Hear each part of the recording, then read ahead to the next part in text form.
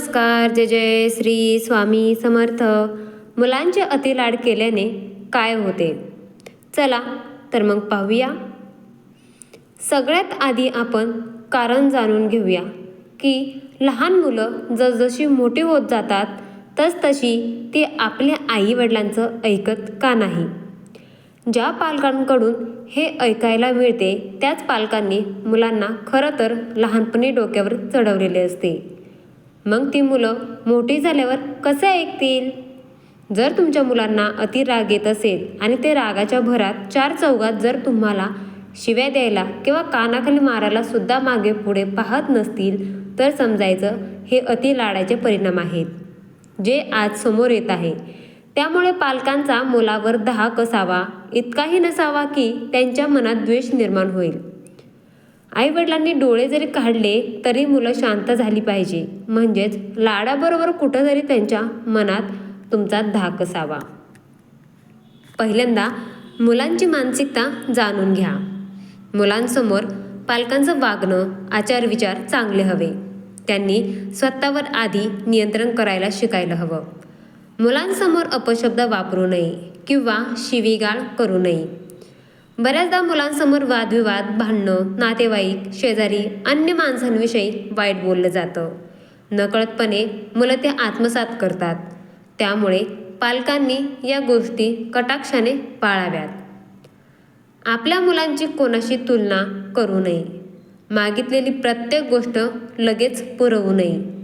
थोडे दिवस जाऊन द्यावं. असं केल्याने हट्टीपणा कमी होतो. योग्य तिथे लाड व योग्य तिथे समजुतीने उदाहरण देऊन समजूत काढावी. विनाकारण मुलांवर चिडचिड करू नये. शक्यतो मुलं असलेल्या पालकांनी आपला सगळा राग, ताणतणाव घराच्या बाहेर ठेवून मगच घरात प्रवेश करावा.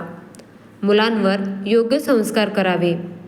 घरात आजी आजोबा, आत्या, काका काकू, चांगले शेजारी अशी माणसं असतील तर उत्तम आहे. त्यांना देवपूजा, प्रार्थना करून घेणे, चांगल्या कथा ऐकवणे अशा चांगल्या गोष्टी पालकांनी करून घ्याव्यात. मुलांचा कल पाहून मुलांशी वागावे. TV बघतात, फोनवर गेम खेळत असतात अशी मुलांची तक्रार करण्यापेक्षा पालकांनीच स्वतः या दोन्ही वस्तू निदान मुलांसमोर गरजेपुरत्या वापराव्यात. जर तुम्हालाच TV, मोबाईलची सवय असेल तर मुलांना पण त्याच गोष्टींची सवय लागत जाईल. त्याचा परिणाम त्यांच्या मानसिकतेवर होऊन ते अभ्यासात मागे राहतील. अभ्यासात मागे राहिल्यामुळे तुम्हाला सांगायची गरज नाही.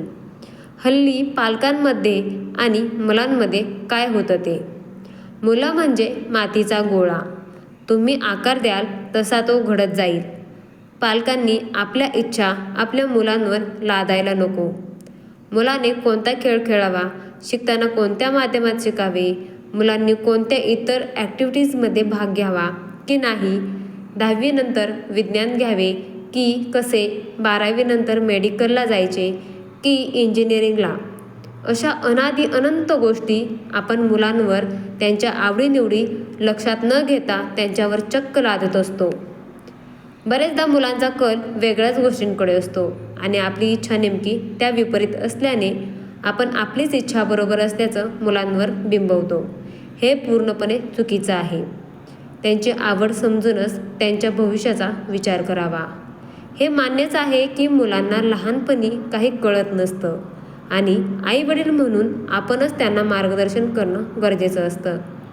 पण आपलंच मार्गदर्शन चुकलं तर मुलांच्या भविष्याशी खेळण्यासारखं झालं. ते आपलं अतिलाड किंवा आपला अट्टहास हा मुलांच्या भविष्याला एक वेगळं चुकीचं वळण देऊ शकतं. बरेचसे आईवडील मुलांना पाठीशी घालतात, म्हणजेच त्यांच्या चुका असतील तरी पालकच मान्य करत नाहीत. आपला मुलगा किंवा मुलगी असं करूच शकत नाही, असं वागूच शकत नाही असं पालकांना वाटतं. यात जेवढा दोष मुलांचा आहे तितकाच आईवडिलांचा आहे. कारण आपला मुलगा किंवा मुलगी चुकीचं वागू शकत नाही हा गोड गैरसमज त्यांनी करून घेतलेला असतो. आज बहुतांश घरात हम दो हमारे दो ही परिस्थिती आहे. त्यातही दोघेही नवरा बायको नोकरीला असल्याने एकतर दिवसभर घरी नसतात आणि संध्याकाळी घरी आल्यावर इतर घरकामामुळे मुलांकडे लक्ष द्यायला वेळ मिळत नाही. त्यामुळे मुलांनी त्रास देऊ नये किंवा अतिप्रेमापोटी किंवा मुलांच्या नशिबानं आपल्याकडे देण्यासाठी आहे हा विचार पुढे येतो व मुलांचे नसले फाजील लाड पुरवले जातात आणि नंतर त्याचा परिणाम त्यांनाच भोगावा लागतो. अलीकडे पैशाला गरजेपेक्षा जास्त महत्त्व प्राप्त झाले आहे. पैसा फेकला की अशक्य कामं सुद्धा शक्य होते. हे आताच्या लहान मुलांना सुद्धा सांगावे लागत नाही. परिणामी हीच सवय अंगीकारली जाऊन भौतिक सुख हेच खरं सुख असल्याचं मुलं समजतात आणि ते वाटेल त्या गोष्टीची मागणी करतात. आणि पालकही प्रेमापोटी किंवा अति लाड या कारणांनी त्यांना त्या गोष्टी लगेच उपलब्ध करून देतात. याच गोष्टीचा लहान मुलं फायदा घेतात.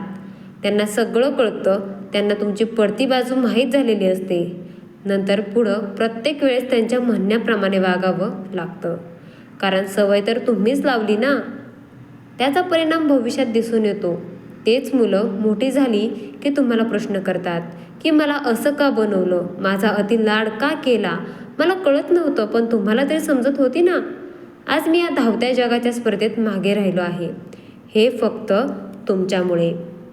बरोबर आहे तुमच्या मुलांचं. वर आधीच सांगितलं आहे की मुलं म्हणजे मातीचा गोळा, तुम्ही आकार द्याल तसं तो घडत जाईल. पालकांनो, आता तुम्हीच विचार करा. तुम्हाला आजचा व्हिडिओ आवडला असेल तर नक्कीच कमेंट करून कळवा.